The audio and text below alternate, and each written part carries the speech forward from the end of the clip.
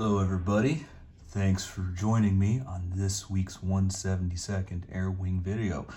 We have for review the delightful F-15E Strike Eagle. This one in the colors of the 4th Fighter Wing, 335th Tactical Fighter Squadron, as of the Gulf War, January 1991. So this particular release has some pretty cool things going for it, which we'll get into in the review. But first, I'd like to set the stage and introduce the reasons why I introduce some historical background on the models I review. So I do, of course, review models on this channel, but I also, before getting to that info, talk to some of the history behind these airplanes and their real-life exploits.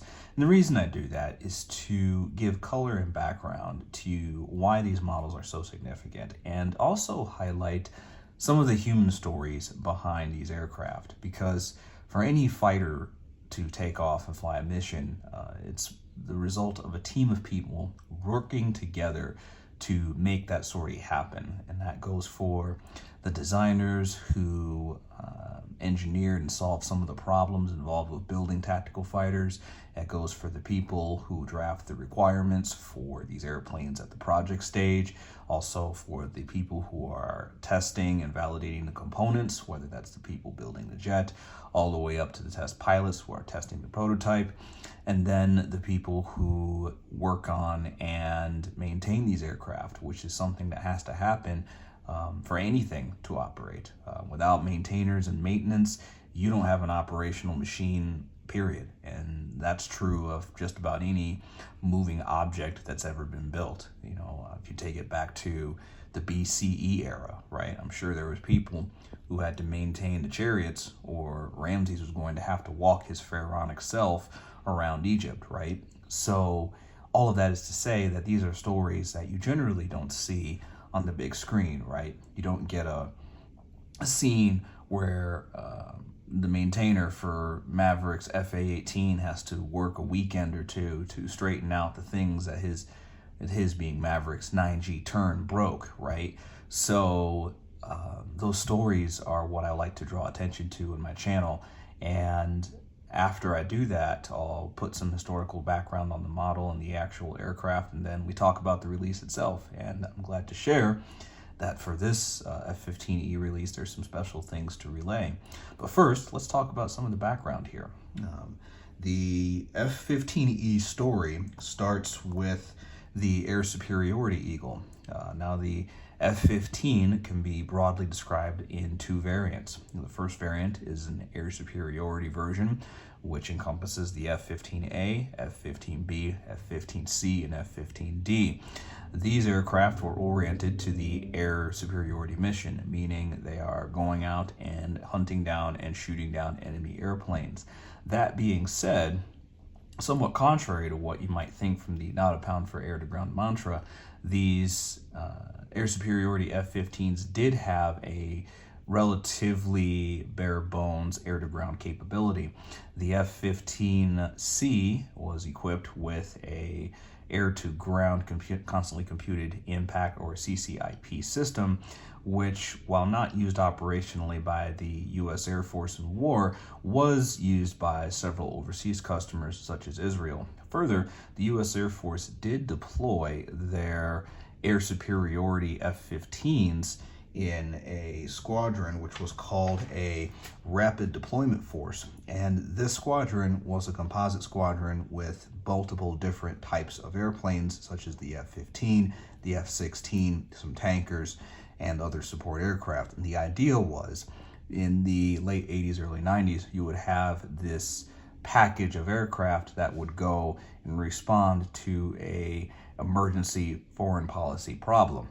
This is one of the things that were tried after the end of the Cold War, when it was clear that the Soviet Union would no longer be the primary threat that the U.S. military would engage. In these composite squadrons, or rapid deployment forces, because the mission could be air-to-ground or air-to-air, and the F-15E, as you see here, did not exist yet as a fielded airplane, the air superiority F-15C was given the multi-role setup. So it had the conformal fuel tanks, which you see modeled here on this F-15E. Normally those are not fitted to the F-15.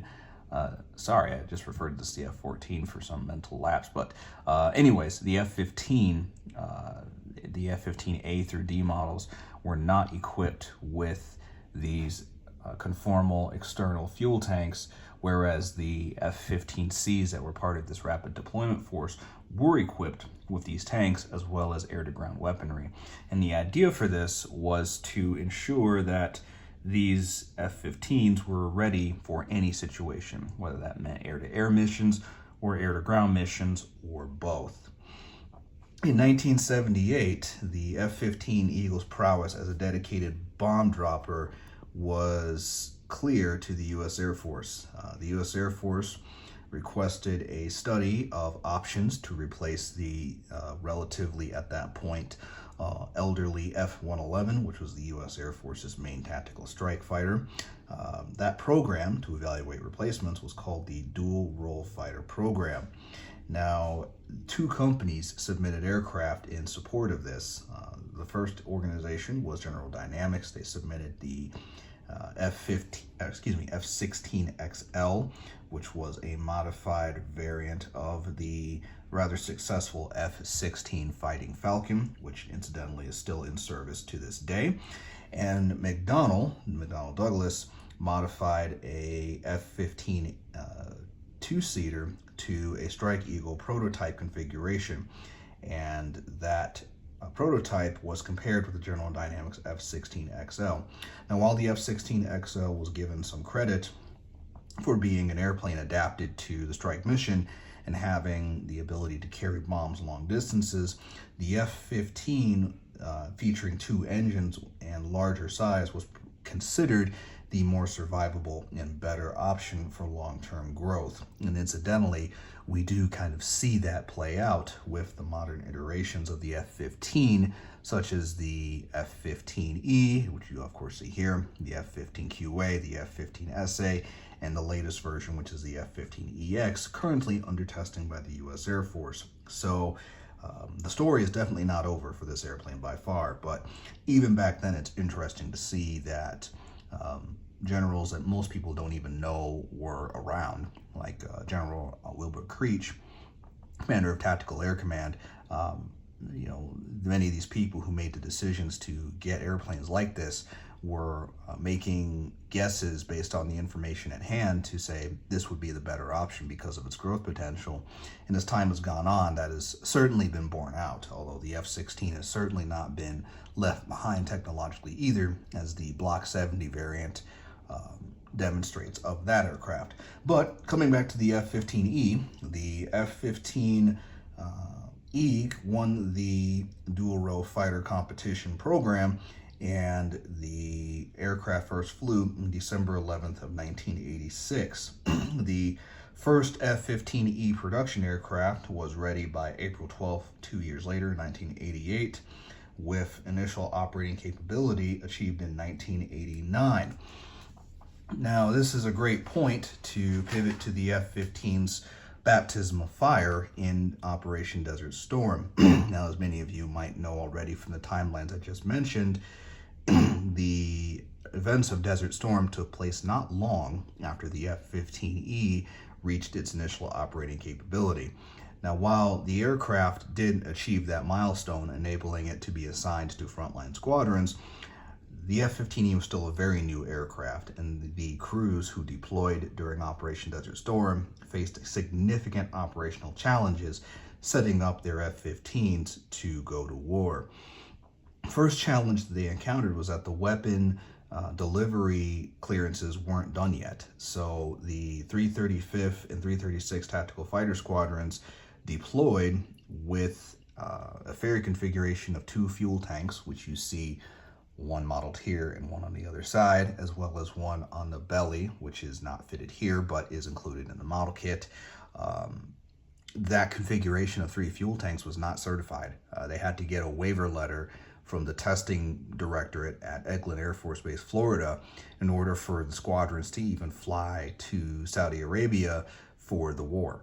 So their weapons were not cleared, their stores were not cleared, the laser-guided bombs were not cleared. And this is an important step to do when you're flying an airplane, because if you're dropping a bomb and it's a brand new airplane, there may be some aerodynamic factors that may cause the bomb to behave in unpredictable ways, such as perhaps not necessarily dropping clear of the airplane, or perhaps falling off the airplane and going up, meaning the store doesn't separate cleanly and it goes someplace unpredictable, which might even damage the aircraft it's launching from. This is why whenever a new airplane is developed and it's tested, the testing department, in this case, the Eglin Air Force Base Testing Directorate, will go in and validate that, yes, when you drop a laser-guided bomb, it's not going to do something that might put the aircraft or the crew at risk. Now, none of that had been done when the squadrons deployed, which meant, again, they were flying into combat with a new airplane, dropping weapons in Operation Desert Storm without official testing or certification that that stuff was actually going to work. It was basically just a guess that, hey, based off of what the manufacturer said would work, it should work, right? Rather comforting when you think about the prospect of deploying to war with a very expensive combat fighter jet, which has never been tested before, and it's you and your crew's life on the line if any of this stuff doesn't work. The other thing that was interesting to note is that the Lantern pods were also not really available in large quantities yet. Again, the airplane was very new, and the Lantern pods, which are composed of two systems here and here, the U.S. Air Force had to basically strip their entire inventory of Lantern pods from the testing departments at Florida and Nellis, which did system testing on it, in order for the people deployed to Saudi Arabia to have them. And even then, only one F-15 in the flight had them, because the wingmen were not issued these targeting pods because they were that hard to come by. And the way the Lantern system works is you have in the F-15 two pods. You have one pod which is dedicated to the terrain following role, so it essentially scans the airspace in front of and beneath the airplane, so the pilots can know how high they are off the ground, and actually they can tie the autopilot of the F-15 into a computer system which will read from this automatically, so they can fly hands-off at very low altitudes such as 100 feet, which is very useful if, say, you're trying to deliver a bomb and you're flying in contested airspace over Northern Europe. The other system, the other pod here, is the targeting pod, which is where you see all that fancy cool footage come from. And this pod has a swiveling head which will scan the area as directed by the weapons systems officer in the back, and they will look for targets and guide weapons and do various things like that, including reconnaissance, incidentally. So these systems, unfortunately, were in rather short supply when the 335th and the 336 deployed to Desert Storm, which represented another challenge that the crews had to overcome basically on the fly. So the initial loadouts that these F-15s came with were 6 bombs and 2 AIM-7 long-range missiles. After the Iraqi air-to-air side of their Air Force was neutralized as the campaign went on, after the light gray F-15s knocked out the Iraqi Air Force, the Strike Eagle shifted to a AIM-9 configuration on the wings, which you see here, and GBUs or CBUs on the bottom rails, which is what you see here and here, as well as one that you see kind of back there, and it's equivalent on the other side. So the payloads shifted to reflect the fact that realistically the F-15Es weren't going to be facing much in air-to-air threats. This is a fact to keep in mind as we move on to the particular history of this aircraft, 890487. So one of the missions that the F-15s had in Desert Storm was to track down Scud missiles, which were fairly dangerous weapons because these missiles would be fired from Iraqi airspace and launched into Israel, which was a geopolitical problem because, first off, Israelis were dying in a war they were not technically part of, and two, the Israeli military takes a dim view to people killing their citizens. So to keep Israel from getting involved in the Gulf War, the U.S. Air Force took on the commitment of looking for and engaging and destroying these Scud missiles. And the F-15, with its sensor systems of the lantern pods here, as well as the terrain following equipment, was uniquely suited for that role. So after the fixed missiles were destroyed, the hunt was on for the portable ones. You see, these Scud missiles use a system that can either be fixed in place or they can be launched from mobile launchers. Your mobile launchers are particularly hard to come by because these mobile systems are trucks and they can be transported and move themselves around just like any other wheeled vehicle, which means finding them from the air is a particularly challenging job.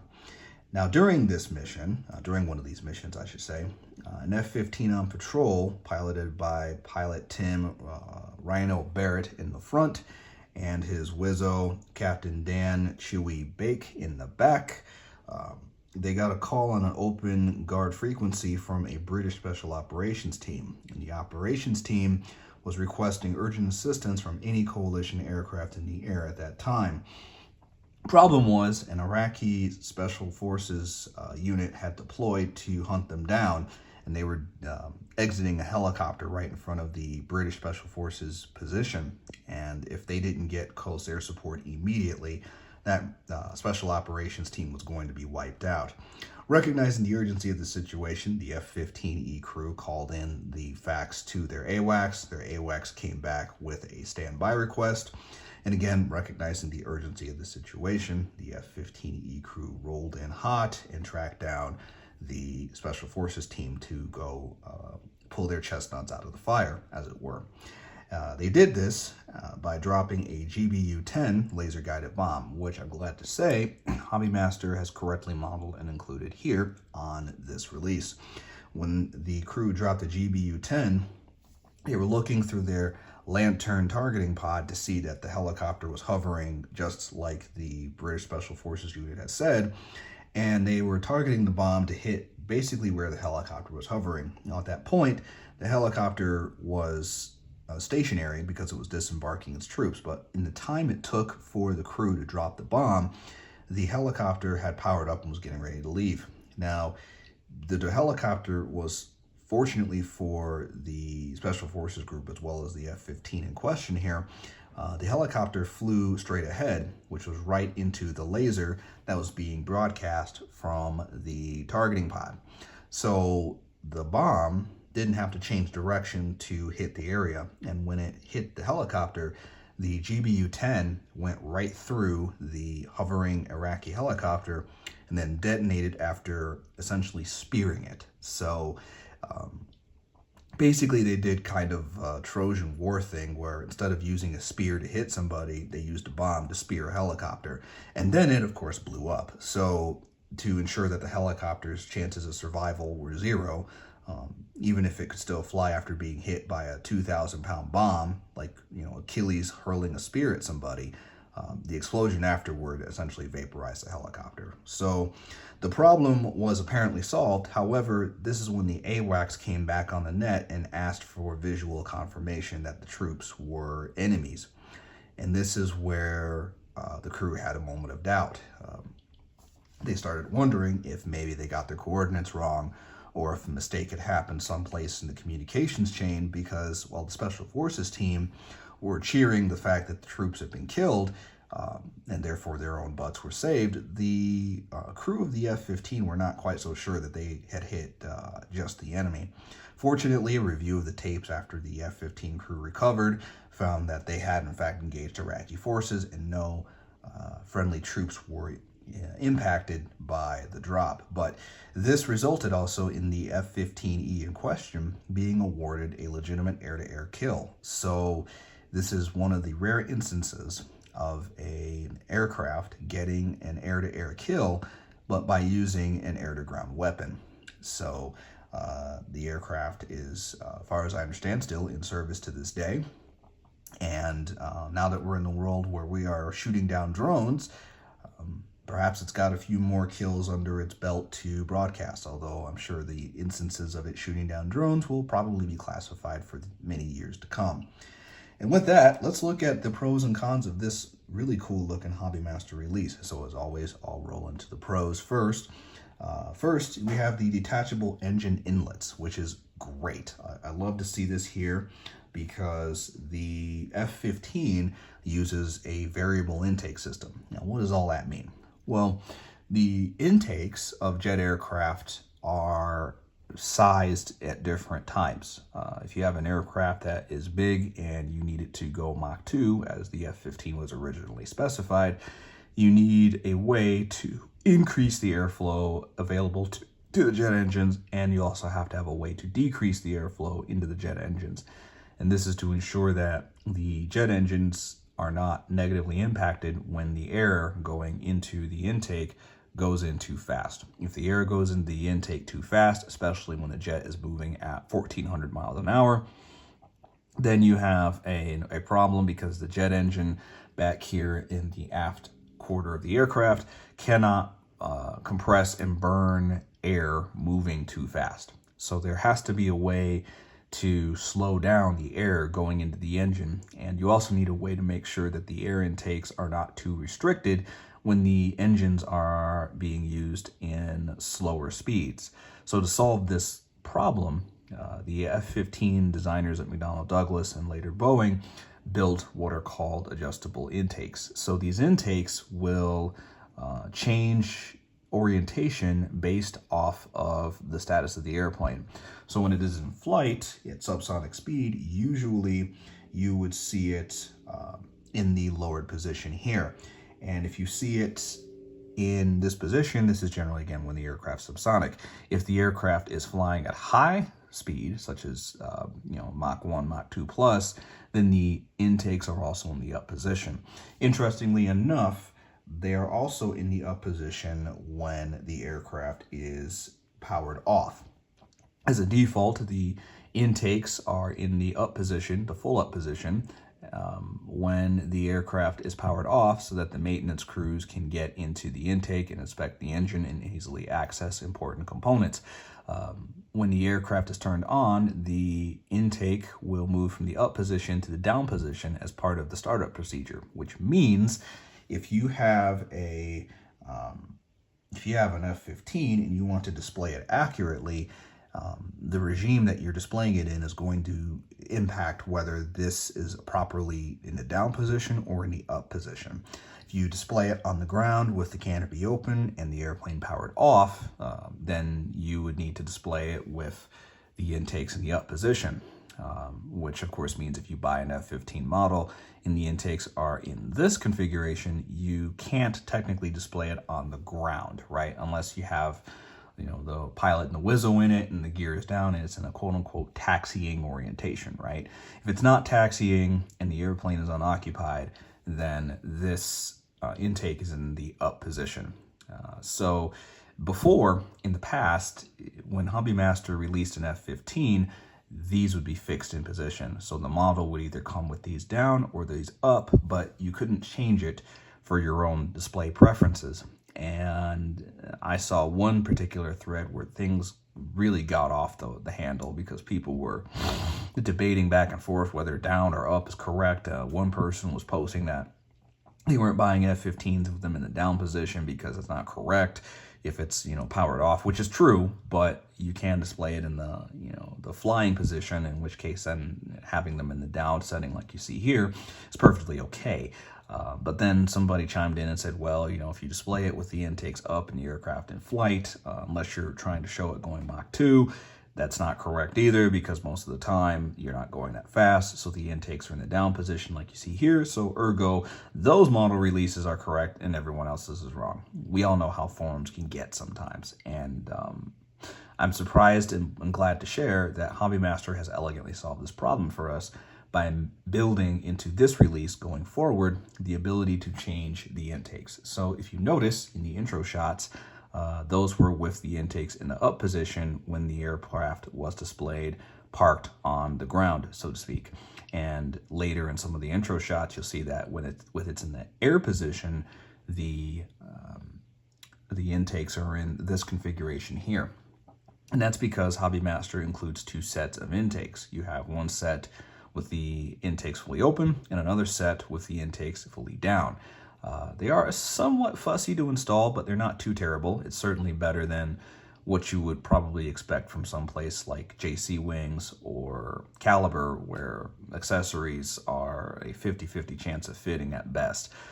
So they do go in really nicely, and I'm glad to share that they work as advertised. So that was one of my concerns when HobbyMaster announced this some months back.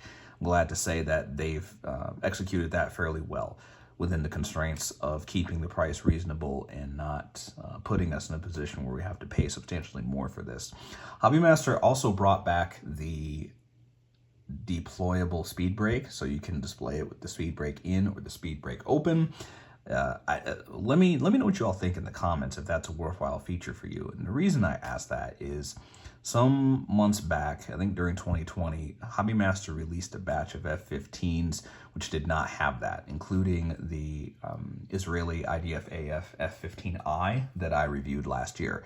And I mentioned in that review that honestly, to me, it's not a big deal to have the speed brake deployable or not. But again, if you're somebody that's trying to display your model in a very specific configuration, such as say landing, I can see that being a benefit. Or if you want to display it on the ground in kind of this powered up, testing your controls setup, because that's one thing crews will do is when the airplane's turned on, they will do a controls test to make sure that none of the ailerons or the rudders or any of the moving parts on the aircraft are broken or failing, and part of that check is to verify that speed brake works. So if you want to display it that way, you can certainly do it. I personally am, it's not a take it or leave it thing for me. I could do without it, but it's a feature, it's an option, and I'm glad to see that it's back just on general principle, because more options are good things for collectors, right?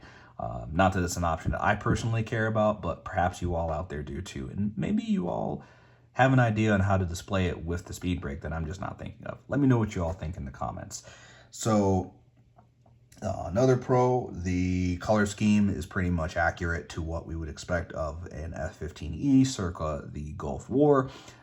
The radome for the APG-70 radar is accurately rendered in a slightly different shade than the rest of the aircraft. That's of course because dielectric radar parts, or parts that have to be radar transparent, are made of different things than the rest of the aircraft. So the shade is going to be a little different, and that's thankfully captured really well here. Some of the wing insignia that you see here, as well as the squadron logo on the other side, are crisp and clean and well done. Nothing's washed out or strange, and the color scheme is generally accurate. So big ups to HobbyMaster for that as well, in addition to them integrating these new changeable intakes and accurate payload. I'm glad to see here that unlike some HobbyMaster releases that have impossible payloads like the VF-74 Aggressor Tomcat that has a lantern pod configuration that happened 2 years after the squadron was disestablished.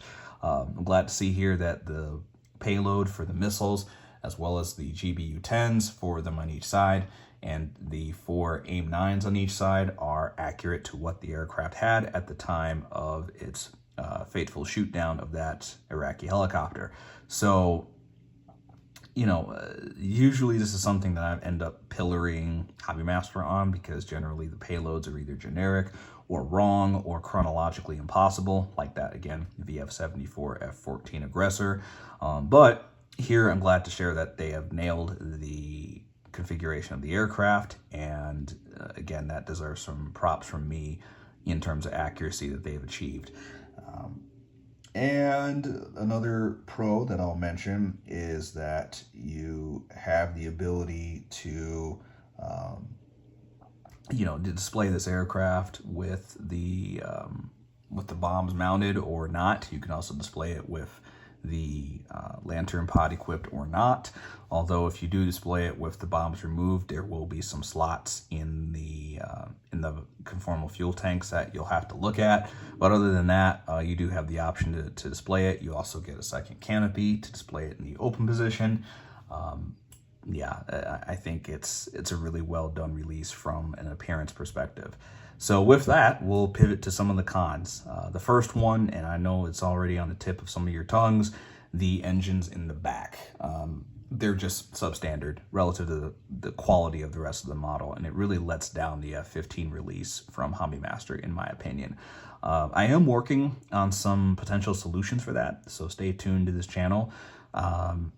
I put together a way of improving it in a cost-effective way, and then I also have tried to fix this with some aftermarket parts. So that's something that's on my to-do list at this point. So when I get that done, I will post those projects to this channel and you all can see how it's done. My goal is to show a cost-effective way to improve the nozzles as they come on these aircraft, and the not so cost-effective, labor-intensive, but perhaps better outcome of using aftermarket parts to improve the engine nozzles. So in that scenario, I'm just going to take the old ones out, put the new ones in, and show you all what that looks like. So anyways, when that comes out, keep an eye on the channel. Incidentally, this is a little bit of an aside, but if you're subscribed, you'll be notified when I upload that video, because you'll have notifications from YouTube if you click the bell icon once you subscribe. And those of you who are subscribed to this point, I want to extend my heartfelt appreciation for showing your support for my channel. I did not imagine that it would get to almost 700 subscribers at this time. So that is amazing, and I cannot convey in words how grateful I am that you all are supporting what I do here. So coming back to the F-15, one of the other flaws of this is the tolerances for the landing gear was a little bit wonky.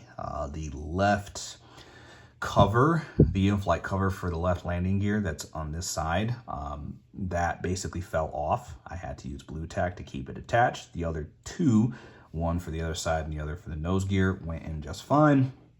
However, also the lantern pod for the targeting pod actually detached from the pylon. So that came off in my hand when I went to take the pylon and lantern pod off of the model. So yeah, those two things are not, they don't speak very well for some of the quality control. And hopefully we're not looking at a situation where HobbyMaster releases this with a new feature and then they start having issues with other stuff. So these problems weren't necessarily big. Like, you could fix the loose landing gear cover with blue tack, and the situation with the lantern pod was fixed with a little bit of glue, but still, like, we don't want to go down the path of chasing caliber wings for, you know, the award for the most fussiest accessory, because goodness knows those models can be really aggravating when attaching accessories. And this is something that HobbyMaster has traditionally been good at. So hopefully they maintain that standard, even as they release really appreciated features like these changeable intakes. And another con, and this isn't a deal breaker, but it is something I have to point out because Air Force vet, back here, if you notice, there's a shield emblem for Air Combat Command. That is not technically correct as of the time of this release, because in 1991, Air Combat Command did not exist. In 1991, the organization this aircraft was part of, and the combat wings it was attached to, was Tactical Air Command, hence Tactical Fighter Squadron, Tactical Fighter Wing, and so forth. The Air Force organization in 1991 would change in 1992 to the situation that we have now, where we have Global Strike Command, Air Combat Command, some of the other combatant commands of the Air Force, although Global Strike Command wouldn't be a thing for still a few more years to come. Bottom line, this symbol here is not technically correct. That should say Tactical Air Command. Now, that said, you know, the symbol for Tactical Air Command is very similar to the symbol for Air Combat Command. So in the scheme of things, this is not a major deal. And if you're looking at this model from presentation distances, you're probably, no one's going to take a magnifying glass and look at that and say, hey, that's wrong, unless they have absurdly sharp vision or you're hosting Superman at your office. But that is something to note, especially because, again, Air Force veteran here. And, you know, it's not implausible that this aircraft would eventually wear a Air Combat Command flash on the tail. But if you're going to show this in, the status of January 1991 because of the chopper kill and all that, you need to show it all the way, and that means putting a Tactical Air Command sash on the tail, not Air Combat Command as it says there. So minor thing in terms of appearance, but it is something to note. And with that, I think overall, if you look at the pros and cons, given the adjustable intakes, which are something that HobbyMaster is now including on future F-15 releases after and including this one, I think that solves one of the biggest sticking points of the F-15 release, which is that you can only get the intakes in one position or another.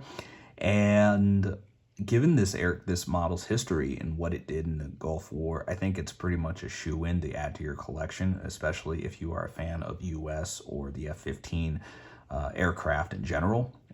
It's going to be a historic airplane, and I think price-wise, this will remain attainable at relatively affordable rates, because once these sell out from primary retailers, it's not a very colorful airplane. Like, it looks like any other F-15E.